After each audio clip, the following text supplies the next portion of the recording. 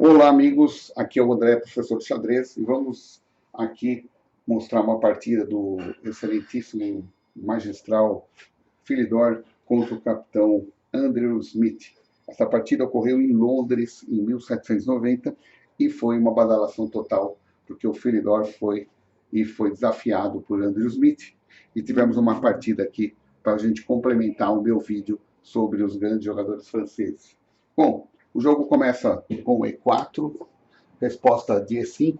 Isso aqui, a maioria dos jogos nessa época eram assim, a tentativa de dominar o centro, e as pretas não podiam abrir mão disso. Então, o jogo continua com bispo C4, atacando a casa fraca do rei. O cavalo é colocado em F6 para evitar qualquer má intenção.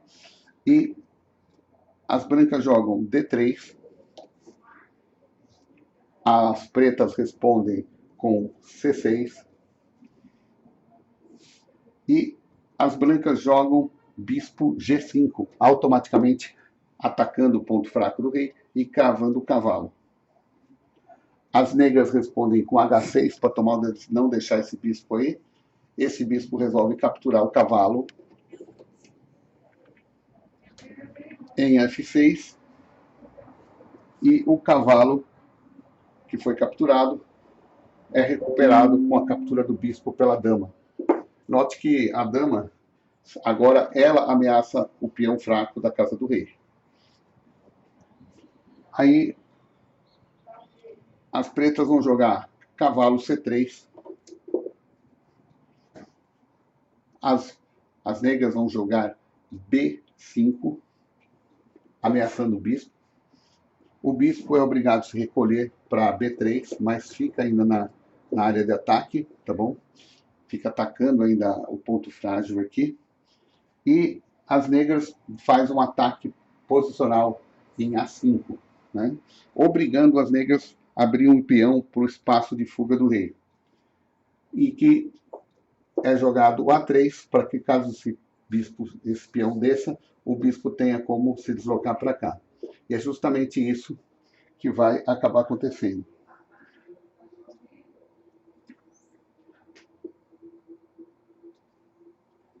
Abriu A3, o bispo vem para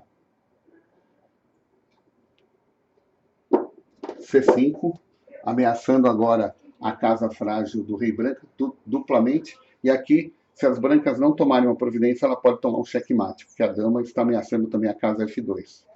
Então, emergencialmente, o cavalo vai para F3 para evitar esse checkmate.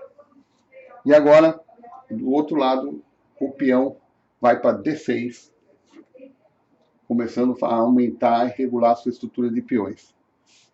As brancas vão jogar a dama em D2. E as negras colocam o bispo em E6.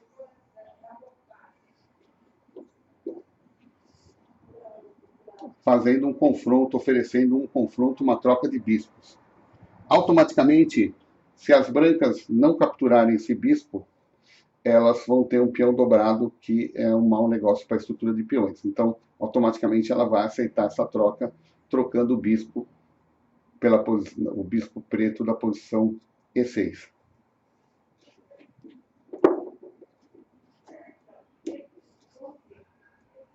E aí, o peão de F captura o bispo. Note que aqui existe um peão dobrado, mas tem um plano atrás disso tudo, tá bom? Então, agora, nesse momento, o capitão Smith, as brancas, faz o seu roque e o peão avança para G5. As brancas tentam criar um sistema defensivo jogando o peão em H3 e o cavalo negro vai para D7. Cavalo em D7. E as brancas jogam cavalo em H2. Porque sabe que está vindo um ataque por aí.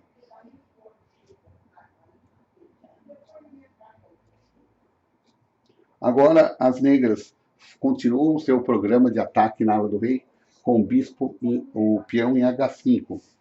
E agora as brancas vão jogar G3. O rei negro, ele se reposiciona de uma forma para poder ligar as torres. Ele vai para E7. Porque assim as torres ficam ligadas e essa torre pode vir para cá para concentrar o ataque em cima da ala do rei das brancas. O rei branco também se posiciona, indo para G2.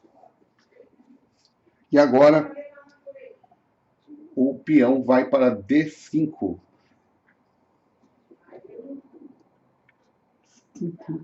D5. E nós temos o peão branco indo para F3, para poder abrir espaço para vir mais uma peça para defender esse fronte aqui. E o cavalo negro vai para F8, se preparando para concentrar forças aqui. As brancas respondem com cavalo E2. Cavalo E2, para reforçar a defesa, porque você nota que toda a força de ataque das negras está indo para cima da ala do rei. E a ala da dama está praticamente esquecida. Só que os peões do Philidor estão mais avançados. E aí, o cavalo negro vai para G6. E as brancas respondem com C3. E agora a torre de A vai para G8. Nós temos mais um elemento, mais uma força. Note que todas as forças do Philidor estão apontando para a ala do rei. Tem esse bispo, tem a dama, tem o cavalo, tem as duas torres, e ainda tem 2 peões em sacrifício para abrir a barreira aqui, quebrar as muralhas de pedra do capitão Smith. Então agora as brancas tentam jogar D4 para criar uma distração aqui no meio e forçar uma situação de abertura de coluna. E o bispo vai para B6, recuando o bispo. E automaticamente as brancas vão capturar o peão em E5.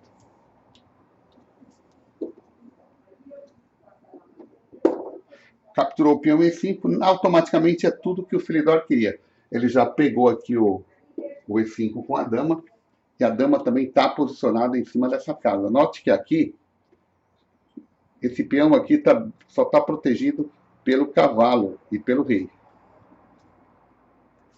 E agora o cavalo branco, ele vai jogar em D4. D4. O cavalo branco vem para cá. Cavalo branco em D4. E o rei negro vai para D7. Olha só que interessante. Cavalo branco em D7. O rei foi para D7, se reposicionando. E agora, jogada no 23. Ele tenta reforçar a defesa colocando a torre de A em E1. E prossegue. Philidor continua impetuoso em água 4, ameaçando esse rei. Jogou em H4. A dama vai para F2, para tentar proteger um pouco mais esse rei aí, né?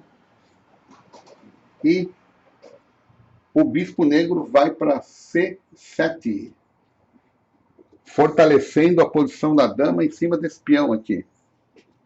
E aí, o cavalo branco vai para E2, justamente para poder aumentar a força defensiva em cima desse peão que está ameaçado. Agora você tem o peão defendido pelo rei, pela dama e por um cavalo. Mas está sendo atacado por um peão, por uma dama e por um bispo.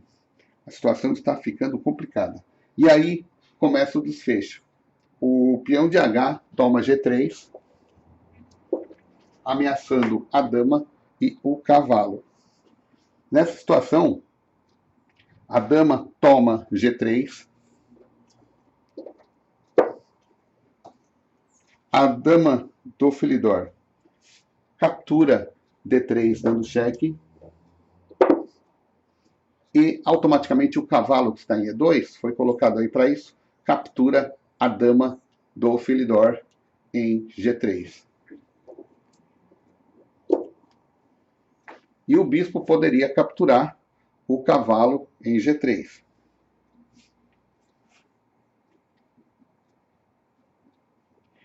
Mas não, o Philidor usou aquela técnica do Damiano.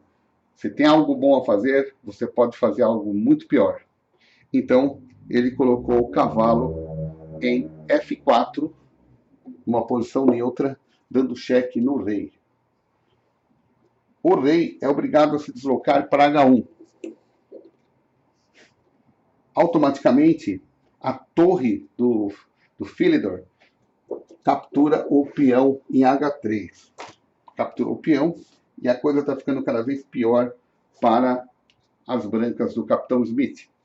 Note que agora o capitão Smith, numa ação desesperada, joga sua torre em G1 e a torre negra do Philidor captura H2. Capturou o cavalo, dando cheque no rei. Mas essa torre, ela está sem proteção. Então o rei captura essa torre. E automaticamente o Philidor coloca a torre em H8, dando um cheque no rei, sem possibilidade de defesa.